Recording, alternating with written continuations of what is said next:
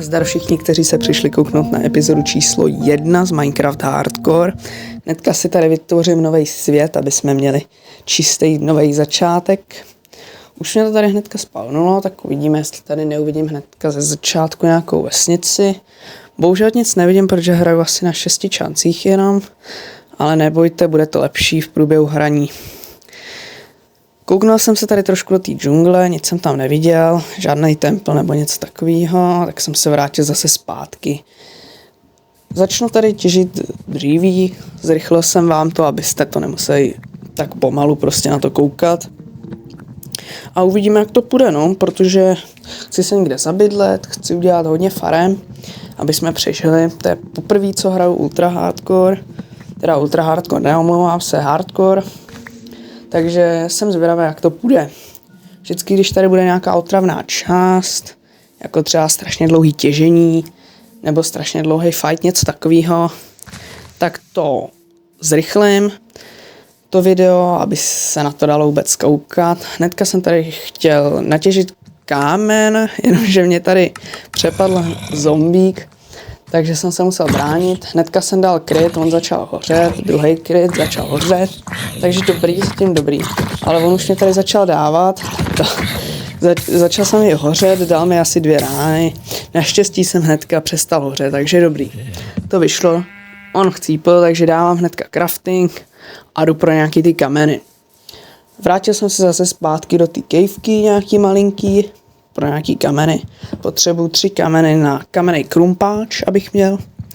Takže jsem se vrátil zase ke svému craftingu. Tohle mi došlo, že byla docela chyba. Mohl jsem se ten crafting vrátit jako do té caveky, ale tak to už nenadělám. Vzal jsem si zase zpátky ten crafting a vrátím se znova do té caveky. Zatím tady běhám tam a zpátky jako pošťák, nevadí. Polísnul jsem si crafting, chtěl jsem si vykraftit sekeru, zjistil jsem, že na to nemám kameny, takže 3 kameny a craftím si hnedka sekeru. Teďka mám nějakou dobrou zbraň docela, proti tomu zombíkovi nebo něčemu takovému. Natěžil jsem tady docela dost kamene, nevím, jestli se mi na něco bude hodit, ale snad jo, potřebuji třeba 2 pece a takové věci. Zbalil jsem si zaky paky, neboli 1 crafting a šel jsem hledat ovce, našel jsem přímo 3 na spawnu. Spawnuje se hnedka vedle mě, takže dobrý. A jsme nějak tak v půlce dne a já se koukám, kam bych mohl jako jít.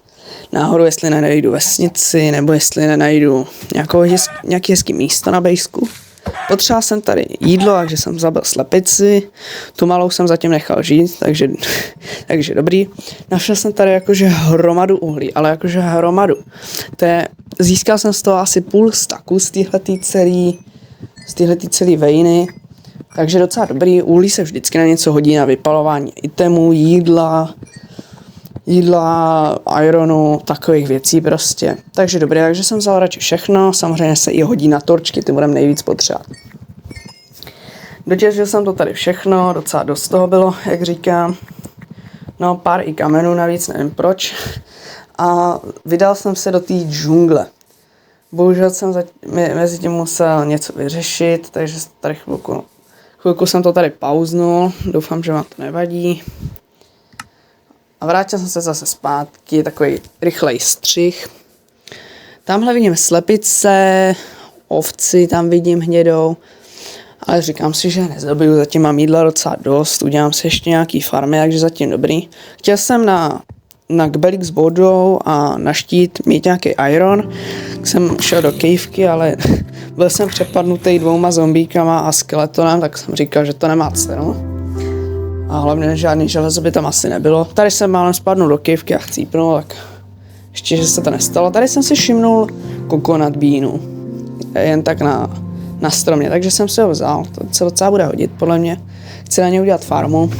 Tady jsem koukal na nový slepice, jako zabil jsem je, ale koukal jsem na ně, protože se mi docela líbily. To je z nového updateu tyhle ty slepice, docela jsem to povedlo, musím říct. Všiml jsem si v dálce pumpkinu a melounu, takže jsem se hnedka po nich vrhnul. Tady jsem přeskočil nádherně jezírko, šikovnej. A vytěžil jsem tady prakticky všechny. Docela dlouho to trvalo, ale věřím, že se budou hodit. tady vypadlo audio, takže to musím nahrávat znova, ale chtěl jsem říct prakticky jenom to, že si tady vezmu všechny ty pumpkiny a melouny, protože chci na to udělat všechno farmu a chci to nakonec tradit s villagerem, abych měl emeraldy, které můžu potom nabídnout i diamantový armor, diamantový zbraně a takový. Vzal jsem se tady i bambus, protože se bude hodit. Myslel jsem si, že se nakonec neobydlím v té džungli, ale nakonec jsem tam zůstal, takže ten bambus asi úplně potřebovat nebudu, protože ho budu mít všude kolem sebe. Vzal jsem tady sugarcane, který byl asi široko daleko jediný sugarcane, který jsem našel. Na ten samozřejmě chci taky udělat farmu, protože se bude hodit na crafting, prostě na lectern pro vesničany a takové věci. Jo, enchanták, ne crafting, se omlouvám. Na enchanták, aby jsme měli nějaký enchantovaný zbraně a armor, protože ty vesničani to neprodávají moc dobrý. Vypěk jsem si tady jídlo, zbalil si zase saky paky a pokračoval jsem po té řece dál. Teďka jsem už ku podivu mohl plavat, protože jsem měl hunger doplněný. A při západu slunce jsem hledal nějak tak první místo, kde bychom se mohli zabydlet. Docela se mi to zalíbilo tady uprostřed. Ještě koukám, jestli je nějaký hezčí místo, ale tady se mi to dost zalíbilo. Takže jsem tady posekal ten bambus, který tady byl uprostřed, ještě jeden zádu. Zbavil jsem se trávy, aby jsme to tady měli hezký. Položil jsem crafting, pec, udělal si postel. Všechno prostě takový normální, aby mě nezabili monstra hnedka. Bohužel nemám štít, ale tak nevadí. Koukal jsem se tady chvilku na západ slunce, ale tak udělal jsem si nakonec čestku, abych mohl dát kam ty své věci, docela dost jich mám zatím.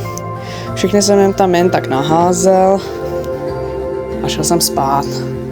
Tím skončil den 1, uvidíme, jak to bude pokračovat tahleta série, doufám, že bude. Takže u dalšího videa se uvidíme u epizody 2.